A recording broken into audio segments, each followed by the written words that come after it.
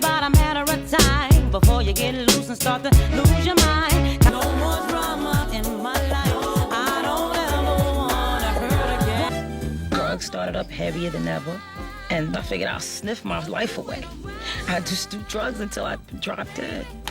Mary J. Blige didn't just rise, she fought, stumbled, and clawed her way into the spotlight. Long before the world saw her as the queen of hip-hop soul, she was a tabloid headline, a public breakdown, a walking contradiction. She was the voice of pain, even when no one was really listening to what she was trying to say. For every chart-topping single, there was a scandal behind the scenes: addiction, toxic relationships, lawsuits, private heartbreak. Terry asked Casey this question. Have a look at this. You're going to break a few hearts because I've heard that you're going to marry Mary J. Blige, aren't you?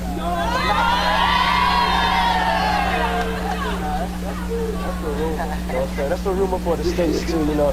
Casey is not getting married.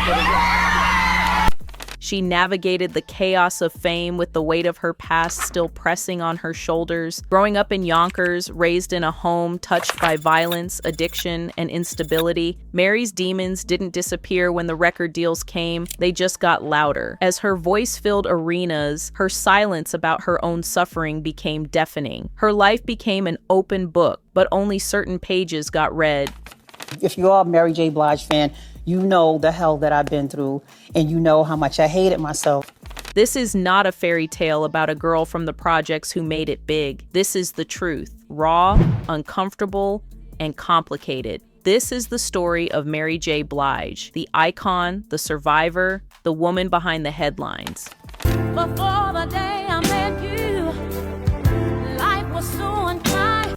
Mary J. Blige came into the world in the Bronx, New York, born to a nurse and a jazz musician. She had an older sister, plus a couple of younger half-siblings from her mom's later relationship. She spent some of her early years down in Georgia, singing in church before the family moved back to New York, settling in Yonkers. Life at home wasn't easy. Her dad, a Vietnam veteran, struggled with PTSD and addiction, eventually leaving when she was still a kid. Her mom held it down, raising the family on her own while working as a nurse. She didn't have the easiest childhood. She went through things no kid should, and as she got older, she tried to numb the pain with drinking, drugs, and anything that distracted her from reality. School wasn't exactly her thing either. By junior year, she was done with it. But through all the chaos, music was always there. She looked up to legends like Aretha Franklin and Chaka Khan, and at some point she joined a local band. Then came the moment that changed everything. She randomly recorded herself singing an Anita Baker song at a mall. That little tape somehow found its way to a record label, and just like that, she had her foot in the door. She was only a teenager when she signed with Uptown Records, and before long, she caught the attention of Sean Combs. Back when he was still up and coming himself, he saw something special in her, took her under his wing, and helped craft a sound that was raw, real, and unlike anything else in R&B at the time. It was smooth but had an edge, like soul music with street smarts. The debut album blew up. People connected with her honesty, her emotion, the way she sang about love and heartbreak like she'd lived 1,000 lives. Critics ate it up, and the album flew off the shelves. Kev, what's the 411? Let me know, hon. What's the 411? Her name was everywhere, and the projects kept coming. Covers, soundtrack songs, all of it. But it was one particular track that really had people in their feelings. She sang like she was ripping her heart out, and the song shot straight to the top. Around the same time, she got her first Grammy nod and later walked away with one for a song she did with Method Man.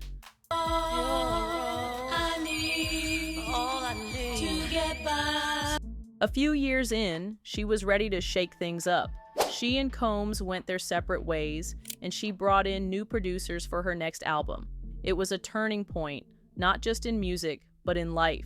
She was battling her own demons, but something shifted. She started leaning toward a different kind of energy, one that was lighter, more about healing than just survival. The music reflected it too. The songs felt like a fresh start, proof that she wasn't just surviving, she was rising.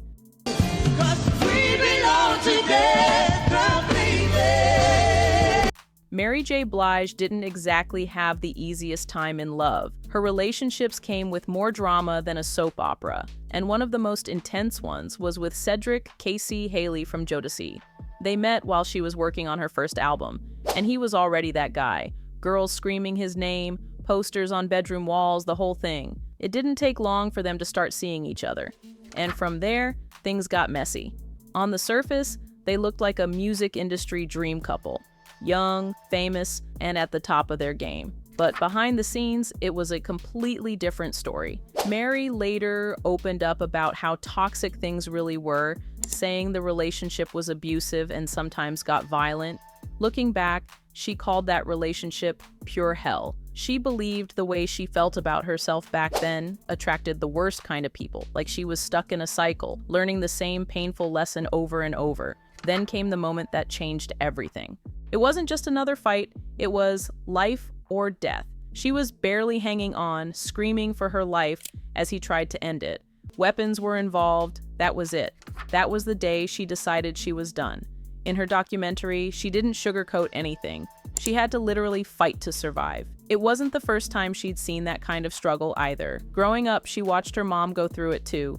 This small but fierce woman refusing to back down. So when it started happening to her, all she could think about was those moments from her childhood, like history repeating itself. Like so many people stuck in toxic relationships, she stayed. Even when things got dark, even when the control and abuse were obvious, she couldn't seem to walk away. Her way of coping, shrinking herself down, dimming her own light just to make it work. If she wasn't special, if she didn't believe she deserved better, then maybe she could convince herself this was normal. Terry asked Casey this question. Have a look at this. You're going to break a few hearts because I've heard that you're going to marry Mary J. Blige, aren't you?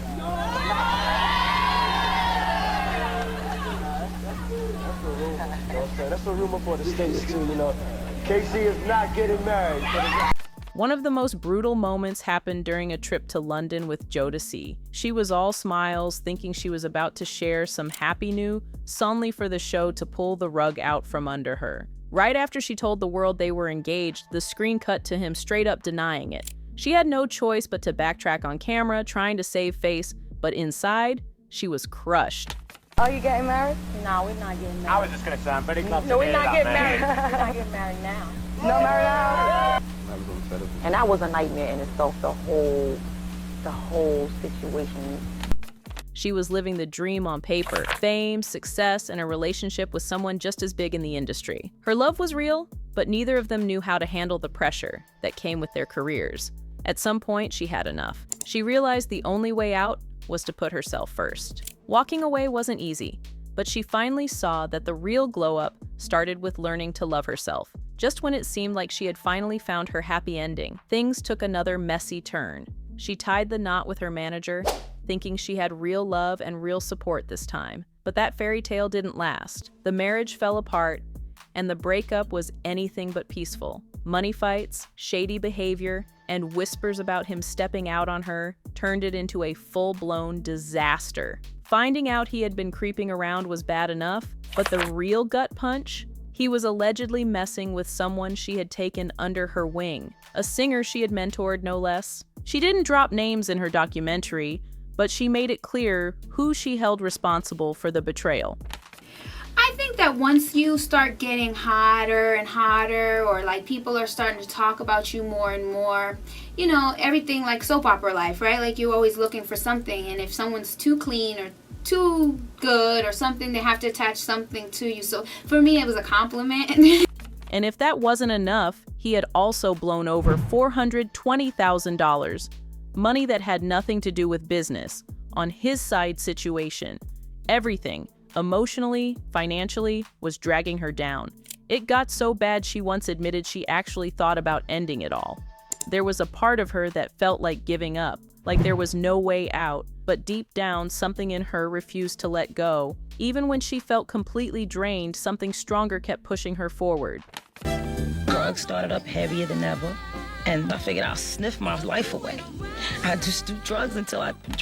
Mary J. Blige didn't just fight for her career, she fought for her life. Drugs and alcohol weren't about partying, they were about escape. She had been carrying trauma since she was 5, and by the time she was a teenager, she was already drowning it out. As her name got bigger, so did the struggle. People saw the superstar, but they had no idea she was just trying to survive. By her own admission, her way of running from the darkness. When she finally put that down, alcohol took its place. The guilt, the shame, the feeling of being left behind, she drowned it all in drinking. It wasn't just a habit, it was survival mode, and it lasted for years. For a while, she believed her husband had pulled her out of that dark place.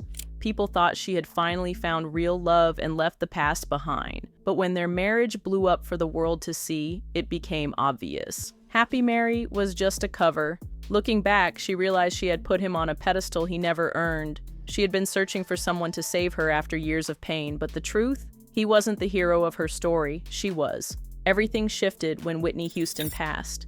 That hit her hard, made her take a real look at where her life was headed. She knew if she didn't get it together, she could end up in the same place. Rehab wasn't her thing, though. Instead, she leaned on her faith, dug deep, and stayed focused. That's what pulled her through.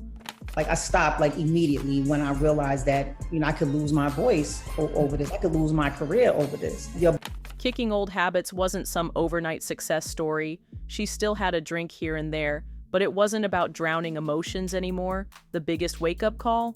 Realizing that all the distractions, substances, shopping, even people, were just band-aids on deeper wounds. Numbing the pain didn't fix anything, and she finally saw that the only way forward was to face it all head-on. Therapy wasn't exactly on her to-do list. For the longest time, she refused to sit across from someone and spill her soul, convinced she could just power through on her own. Even when she finally gave it a shot, she kept her guard up. Trust wasn't easy when the fear of being used lingered in the back of her mind, but at the end of the day, no one else was going to swoop in and fix things for her. This wasn't about some dramatic rescue or flipping a switch overnight. Choosing herself over and over again was the real story. And after everything, every setback, every heartbreak, she finally realized the love she'd been searching for had been in her all along. Was mad at him, mad at everything, mad at the world. And you reach a point where it's like, nobody loves me. Mary J. Blige's childhood was anything but easy. She grew up in Yonkers, packed into a house with her mom, sister, and a bunch of relatives. Music was always blasting. Aretha, Patti, the greats, but that was the only bright spot. Outside, it was rough, with poverty and crime everywhere. Inside, things weren't much better. I didn't have any self-confidence. I didn't have any self-love. Everything was hate towards myself, so how could I have expectations for someone to love anything that I did? Her family dynamic was messy. She's called them out for being bitter, jealous, and just plain cruel. Her aunts, mean. Her bond with her mom was complicated. Cora had once dreamed of making it as a singer, but never did, and Blige always felt like that left a sting of resentment between them. It was like her mom saw her success as a reminder of what she never got, and that tension never really went away. With time, things between them got a little less tense. At an event honoring moms, she got emotional and publicly gave her mother some love, saying she was grateful for everything she inherited from her. Considering their history, it was a rare moment of peace between them, one that stood out after years of friction. Her dad dipped when she was little, and for years they barely spoke. When they finally reconnected, he was too caught up in his own failed music dreams to celebrate hers. He had been a bass player who never made it big, and instead of being proud, he carried a chip on his shoulder. Still, she gave him credit for teaching her the basics, how to hold a note, how to harmonize, and even thanked him in her early album credits. But by the time she dropped No More Drama, his name was nowhere to be found. That said it all. No more game messing with my mind. School was never her thing. She checked out early, dropping out in 11th grade and struggling with reading well past middle school level. That made things rough when she had to navigate the industry. Sitting in meetings and barely keeping up with contracts wasn't just frustrating, it stung. She eventually decided to do something about it and got her GED, proving to herself that she could handle unfinished business. Then came the Howard University rumors. Apparently, she mentioned it at a show in Central Park, and suddenly, everyone thought she was about to be a college student. Even Howard was caught off guard, shutting down the buzz with a statement that she hadn't actually applied. She never ended up going, but getting that GED was already a big deal. She didn't just have a rough childhood, it was the kind of upbringing that leaves lasting wounds. Growing up in chaos, surrounded by addiction and instability, she never really got to see what healthy love or self-worth looked like. When survival is all you know, dysfunction can start to feel normal. It's no shock that she ended up in toxic relationships and turned to substances to cope. When the pain feels unbearable, anything that numbs it starts to look like relief. Music was her escape, but even that couldn't always silence the damage. And love, she kept looking for it in places that felt familiar, confusing control for care and struggle for loyalty. Her past shaped her, but it didn't get the final say. She fought through it, found her strength, and took back her life on her own terms. All the pain endured to give life, and we Helping women wasn't just something she talked about, it was something she actually did. She knew firsthand how rough life could get and wanted to give women a shot at something better. So she opened a center in Yonkers, a place designed to teach skills, boost confidence, and help women take control of their lives. This wasn't just some celebrity charity move. She cared, and it showed. If you're a Mary J. Blige fan, you know the hell that I've been through, and you know how much I hated myself, but The day the center opened, it hit her hard. She was proud, but it also brought back a lot of memories, the kind that weren't easy to shake. She had seen too much, lived through too much, and that pain never really left. Standing there, she made it clear why this mattered to her. She had watched too many women go through things they didn't deserve, and she wasn't about to let the cycle keep repeating. Being back in that space, where she had seen so much struggle, wasn't easy. It felt like looking at her past and present at the same time, pain on one side, purpose on the other, but this time, she was the one making a difference, turning everything she had been through into something bigger than herself. Mary had always been open about her struggles, but that didn't mean she put everything out there. People thought they had her all figured out, but she only let them see what she wanted. Growing up where she did, saying too much could be risky. Some things were better left unsaid. Still, she knew the power of sharing just enough. Her story wasn't just hers anymore. If talking about her past could help someone else push through their own, then it was worth it. Mary J. Blige's story is still unfolding. But what's already written is legendary. She turned her trauma into testimony, her struggles into soundtracks. For every headline that tried to define her, she delivered a record that redefined the culture. She's not just a survivor, she's a standard. And no matter how messy, how loud, how raw, it's all part of the legacy. Because the truth, Mary never needed to be perfect. She just had to be real. If this moved you, if you learned something, or if you've ever felt something deep from one of her songs, hit that like button, subscribe for more, and drop a comment. Because stories like Mary's deserve to be heard over and over again.